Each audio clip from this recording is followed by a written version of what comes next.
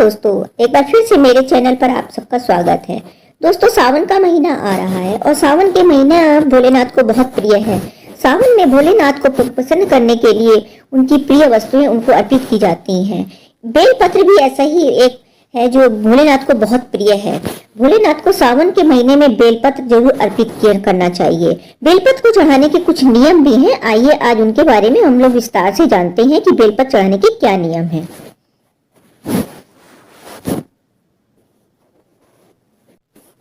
Hello दोस्तों, आज हम इस वीडियो में जानेंगे कि भगवान भोलेनाथ को बेलपत्र इतना पसंद क्यों है और उनका जलाभिषेक क्यों किया जाता है और बेलपत्र को चढ़ाने के क्या नियम हैं।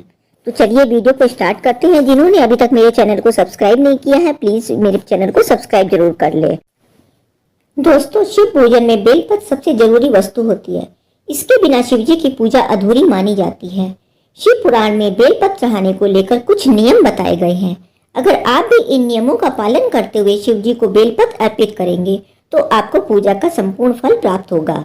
आइए जानते हैं कि वे नियम क्या हैं। भगवान शिव जी की पूजा में बेलपत्र सबसे जरूरी चीज मानी जाती है। मान्यता है कि भगवान शिव को जो वस्तुएं सर्वाधिक प्रिय हैं उनमें बेलपत्र का स्थान सबसे ऊपर है। बेलपत्र चढ़ाने में कुछ बातों का ध्यान रखना जरूरी माना गया है।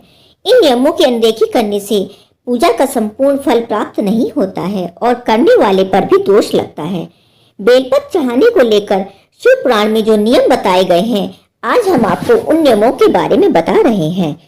शिव पुराण में बताया गया है कि शिवलिंग पर चढ़ाने के लिए 5 पत्तों वाला बेलपत्र मिल जाना सबसे अच्छा होता है, लेकिन यह बहुत ही दुर्लभ होता है। यह बहुत आसानी से नहीं मिलता है। आसानी से केवल 3 पत्र वाला ही बेलपत्र मिलता है, इसलिए आप 3 पत्तों वाला बेलपत्र भी चढ़ा सकते हैं।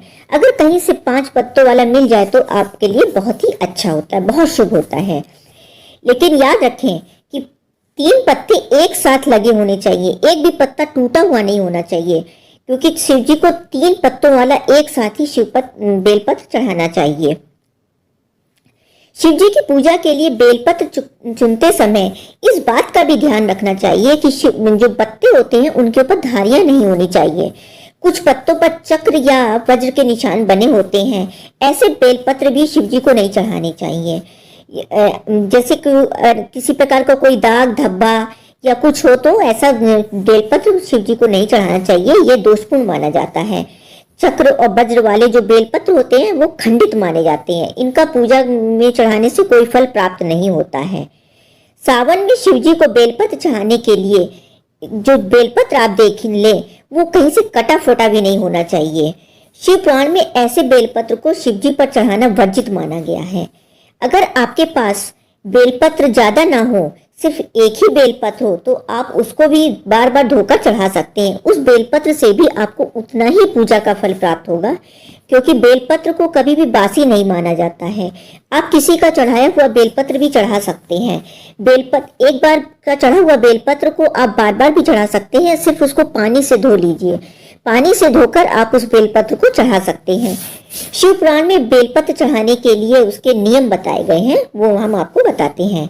कि बेलपत्र को उलट कर, जो उल्टी वाली होती है ना, चिकनी वाली सतह होती है, उस तरफ से शिवलिंग पर चढ़ाना चाहिए। और बेलपत्र को कभी भी मतलब खुरदरी की तरफ से नहीं, जो चिकना से होता है उसी को आप उसके ऊपर रखिए। और बेलपत्र को मध्यमा, अनामिका और अंगूठा इसकी मदद से पकड़कर, बीच वाली पत्ती से पकड़कर तब शिवलिंग पर रखना चाहिए। बेलपत्र को तोड़ने के भी कुछ नियम बताए गए हैं शिव पुराण में। बेलपत्र को कभी भी सोमवार को नहीं तोड़ना चाहिए। बेलपत्र को अगर आपको सोमवार को चढ़ाना है, जैसे कि सावन में सोमवार का बहुत महत्व होता है, अगर आपको सोमवार को बेलपत्र चढ़ाना है तो आप रविवार को ही तोड़कर रख लें, क्योंकि सोमवार को बेलपत्र नहीं तोड़ा जाता है। सोमवार और चतुर्दशी के दिन अगर बेलपत्र आप तोड़ते हैं तो इससे शिव जी रुष्ट हो जाते हैं। अष्टमी, चतुर्थी, इन तिथियों को भी बेलपत्र नहीं तोड़ना चाहिए।